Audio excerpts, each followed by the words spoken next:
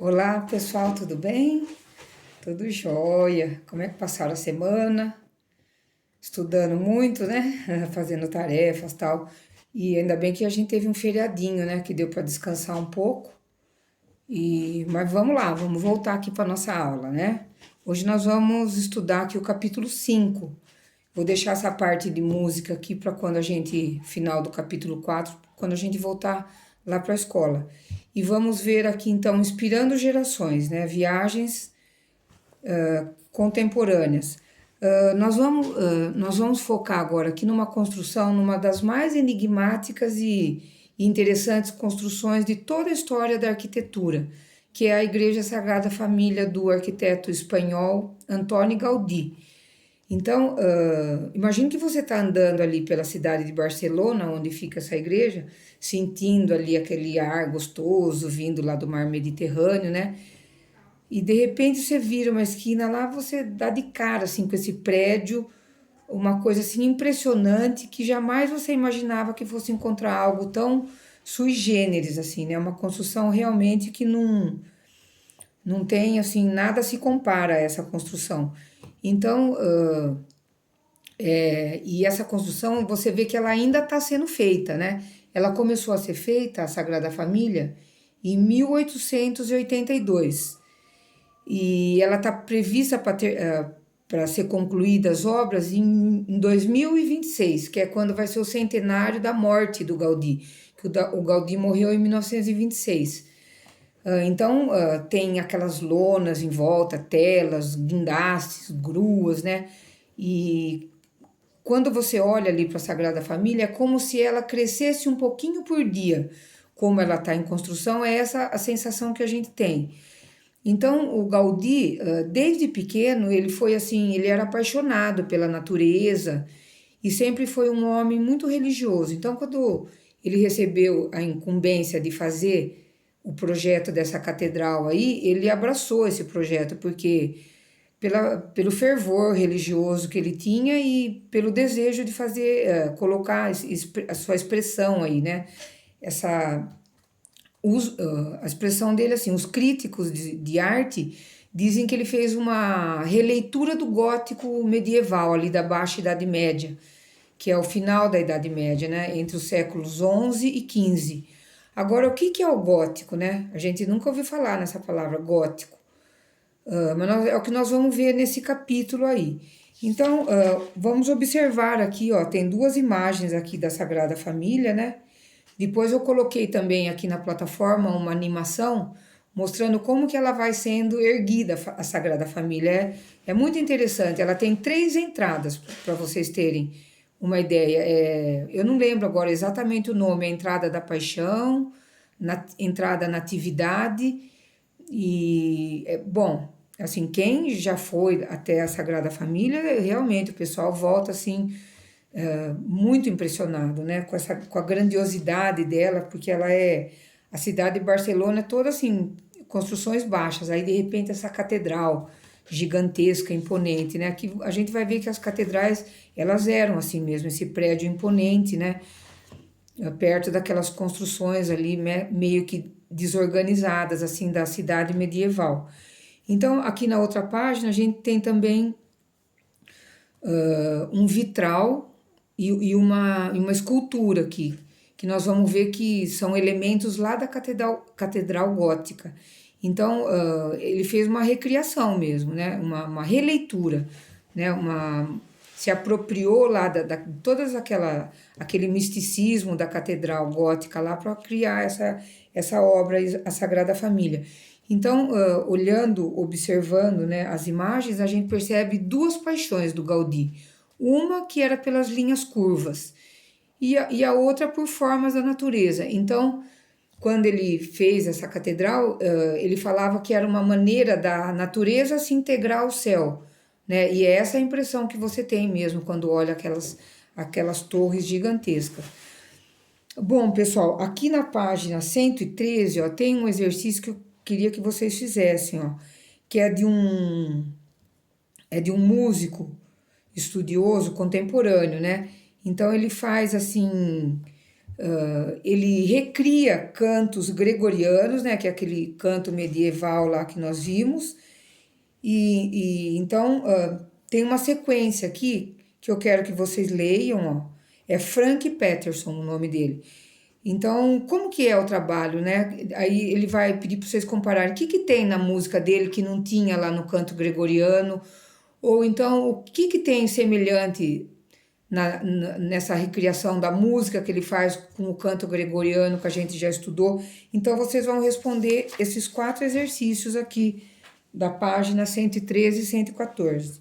Bom, depois aqui tá falando, né, que ali no norte da França teve um povo assim muito criativo, né, que se desenvolveu muito assim, tanto no aspecto de conquistas como na prosperidade assim. Então, o que nós temos assim que exemplifica, né, essa prosperidade, essas conquistas dele, por exemplo, a região da Grã-Bretanha, onde fica hoje a Inglaterra, foi uma conquista desses povos aí. Então, por exemplo, eles eram exímios construtores, as iluminuras deles são fantásticas, relicários, que são objetos, assim, geralmente de metal nobre, para guardar os restos mortais de santos, né, que estão dentro dessas igrejas medievais também. Então, eram povos, assim, muito inteligentes, né, são conhecidos pela inteligência. Inclusive, eles ganharam uma batalha, que é a Batalha de Hastings, né, que é uma das passagens mais conhecidas assim da história da humanidade. Então, um príncipe e bispo ali dessa localidade aí, ele visitou várias cidades da Europa porque ele tinha o desejo de fazer um novo tipo de construção, né? A gente conhecia já as construções românicas, aquele estilo românico, mas ele queria criar algo novo e ele não poupou esforços para isso. Então ele contratou assim corporações, famílias inteiras de construtores, artesãos, todos os tipos de profissional que vocês puderem imaginar, ele contratou para começar a construir esses prédios, né? Então ele é conhecido como Guilherme o Construtor. Na verdade, o nome dele é Guilherme de Calais, né? Então era um príncipe, bispo aí, uma figura importante. Aí ele escolheu a cidade de Durham, na Inglaterra, para fazer essa primeira construção aí, que seria a primeira catedral gótica que a gente tem notícia, né? Feita lá no ano de... Deixa eu ver onde que tá o ano aqui. Mil e...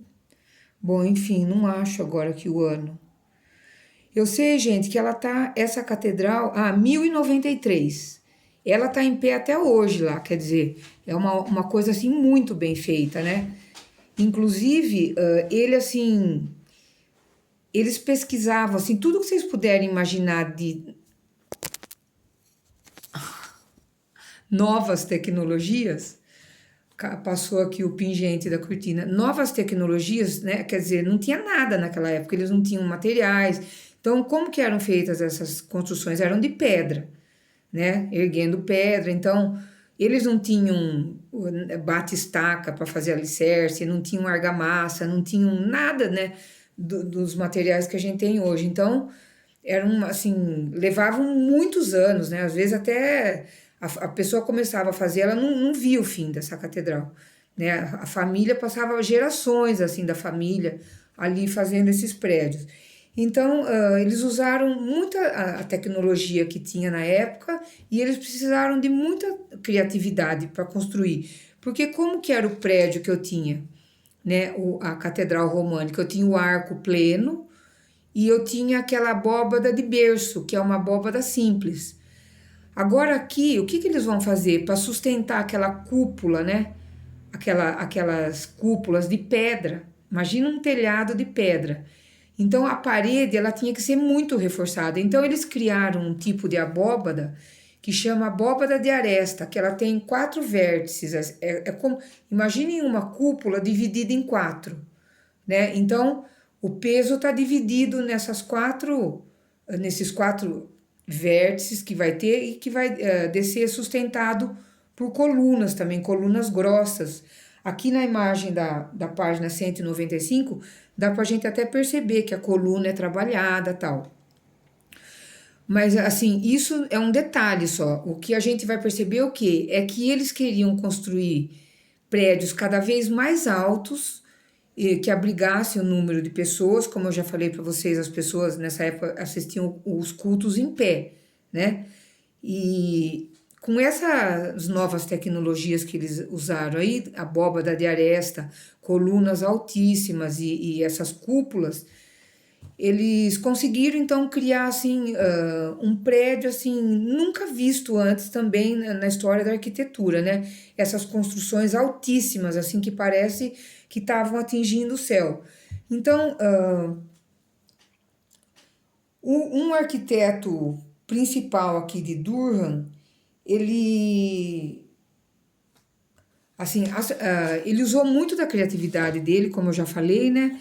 E o que ele deixou de mais interessante, esse arquiteto que construiu, além da construção em si, ele deixou escrito um tratado, né? Como que era usar tal determinado material, como que determinado material reagia porque o que que acontecia? Essas catedrais também, às vezes eles começavam a erguer e não dava certo, né? A coisa ruía inteira, daí eles começavam tudo de novo a partir daquelas ruínas. Então, o que é interessante é a gente ver que, por exemplo, se você durante a construção dessa catedral, que levava séculos, por exemplo, né? Então você tem, por exemplo, o começo dela, ele é diferente do final dela, por exemplo, o modo de fazer a coluna ou os arcos, porque o que que ia acontecendo? Eles iam melhorando as técnicas de construção, então é comum a gente ver isso, né? Ela começa de um jeito aqui, lá no final, que são prédios assim muito grandes, né? Você vê o aprimoramento das técnicas. Então, aqui na página 116, ó, tem uma outra vista aqui da Catedral de Durham e uma propaganda que eles fizeram, né? Porque eles queriam que todo mundo fosse para lá para conhecer esse prédio novo que tinha sido feito aí, né? É um pôster de propaganda, então, como ele está falando aqui. Então, pessoal, a arte ela não seria tão linda, né, e tão interessante se não houvessem gênios, né, pessoas assim que estão com a mentalidade à frente de seu tempo, né, e deixaram para gente, né, um legado de construções que entraram assim para a história da humanidade como patrimônio da humanidade e que nos dão a possibilidade de conhecer, né, o desenvolvimento do estilo de cada época, de arquitetura de cada época, dos materiais utilizados. Então, um dos nomes mais conhecidos e que, inclusive, que fez o primeiro tratado, esse tratado, né, sobre o uso dos materiais, foi um francês, um abade, Saint-Denis Suger. Então, qual que foi a principal contribuição desse abade aí? Quando ele resolveu questões ali com relação à distribuição do peso nas paredes das catedrais, a distribuição do peso do telhado, ele ficou com paredes mais livres. Então, o que que ele desenvolveu? Ele desenvolveu um sistema de iluminação que vinha lá do alto, que a gente são os vitrais. Então, o que que o vitral causa assim numa catedral? É como se você estivesse entrando num ambiente celestial, assim. Então, esse abade aí, ele tem várias coisas dele assim que realmente são impressionantes, né? E o vitral é uma delas, como a gente pode ver uma imagem aqui na página 119, ó, que fica numa outra famosa catedral lá da Europa, de Chartres, na França. A França tem, assim, muitas catedrais, porque outra coisa que eu não falei para vocês, gente, é que lá no comecinho, quando eles começaram a fazer as catedrais, eles queriam que em cada cidade tivesse uma catedral, porque como eu já disse para vocês, a catedral é onde fica a cadeira do bispo, então todas as cidades tinham que ter esse prédio aí, esse prédio imponente, né, que a catedral românica você já via de longe, imagina essa gótica agora, né, o homem ele fica assim mínimo, perto da grandiosidade dessas catedrais aí. Então, esse método que ele usou aí de sustentação era uma coisa nova, e o vitral também foi uma das maiores contribuições. Então, tem várias imagens de vitral aqui, ó, pra gente olhar, né? E aqui, ó, na outra página, também na página 120, 121, e depois eu vou falar desse exercício aqui para vocês. Então, o que a gente sabe, assim, então, que o Gaudí, ele fez aquela releitura lá, a Sagrada Família, ela é uma releitura de uma catedral medieval. Eu quero até que vocês olhem, né, essa catedral que que vocês estão conhecendo agora, gótica, e comparem com a obra do Gaudí para ver se tem, o que vocês acham de semelhante, o que tem de diferente. É um exercício interessante da gente fazer. E outra coisa legal para vocês fazerem aqui é observando aqui na página 126 a genialidade do nosso arquiteto aqui também, do Oscar Niemeyer. Por quê? Se eu olhar aqui para a Catedral de Brasília, como que é essa Catedral de Brasília? Essas pontas da catedral aqui, elas lembram também as pontas de uma catedral gótica, embora o Niemeyer, ele era aquela arquitetura racional, assim, né? Ele gostava, assim, de simplificar tudo, diferente do Gaudí, que era aquela coisa rebuscada e tal. E, por exemplo, as paredes dessa Catedral de Brasília, elas são teto e o teto é parede. Então, é uma cobertura de vidro que você tem ali. Então, tem vitrais também nessa catedral. Então, o Niemeyer é uma recriação também do estilo gótico, né? Dentro dessa linha racionalista da arquitetura do Niemeyer. É muito interessante, né, a gente fazer essa análise por esse ângulo aí.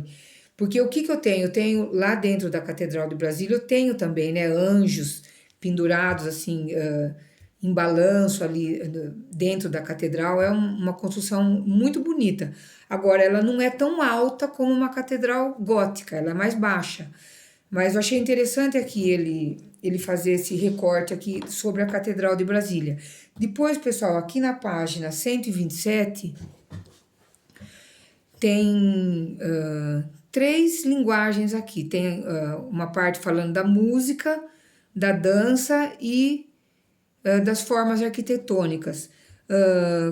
Quais dessas 3 linguagens aqui, tem até uma peça para vocês ouvirem, tem um link aqui, ó. Tem a ver com essas expressões que são assim o resumo, né, da espiritualidade, da questão da catedral, que é o quê? A luminosidade, a elevação espiritual e a grandiosidade. Qual dessas 3 coisas aqui vocês acham que resume esse ideal aí? Essas 3 coisas que representam um ideal: luminosidade, elevação espiritual e grandiosidade. Será que essa música aqui, será que é um salto, por exemplo, de um bailarino? Ou será que são as construções, por exemplo, a Torre Eiffel, ele dá o exemplo aqui, ou então mesmo, né, o Templo de Tóquio, a Estátua da Liberdade, as pirâmides do Egito? O que para vocês dá essa sensação aí? Bom, então, olha, bastante coisa. Tem esse exercício aqui para vocês fazerem, aquele exercício lá da página 113, e um outro exercício que eu vou dar para vocês fazerem aqui, que eu acho que vocês vão gostar bastante, é fazer um vitral, como tá aqui na página 124. Então, aqui tem o passo a passo, né? Como que vocês vão fazer um vitral aí, um vitral caseiro? Eu tenho aqui, ó, estão vendo, ó? É um vitral, ó, tipo de uma santinha, ó, que já foi feito por um aluno que eu guardei, né? Às vezes os alunos, eles não levam o trabalho embora, mas, ó, um redondo, estão vendo? Então, aqui você vai ter, eu tenho vários, aqui você vai ter o passo a passo, como criar esse vitral. Depois, aquele processo, vocês fotografam e colocam na plataforma. Eu quero que vocês coloquem esse aqui, principalmente, o do vitral. Os outros 2 exercícios vocês fazem aí, que é para fixar esse conteúdo, né? Então, resumindo assim, a Catedral Gótica é esse estilo que surge aí na França, né, no norte da França, por aquelas pessoas criativas que tinham ali, e são essas igrejas de torres altíssimas, né, as mais altas que já se conhecem em toda a história da arquitetura, e que também tem esses vitrais, né, esses vitrais que causam essa luminosidade celestial aí, dando essa ideia da aproximação do homem com toda essa questão espiritual que era a alma, né, de toda a Idade Média tá em cima desse conceito aí de espiritualidade. Então, dessa maneira, eu espero que vocês tenham entendido nessa parte da Catedral Gótica, que é muito bonita, né? Já vou terminando por aqui, que já deu mais de 20 minutos a nossa aula, né, gente? Mas é importante que vocês leiam o texto na íntegra, porque tem muito detalhezinho, né, que você acaba esquecendo. E senão ia ficar horas aqui falando de tudo isso, né, gente? Então, uma ótima semana para vocês, tá? Com muita proteção aí de Deus. Deus abençoe todos vocês e um grande abraço, né? E um beijão para todos. Tchau, tchau, meus queridos.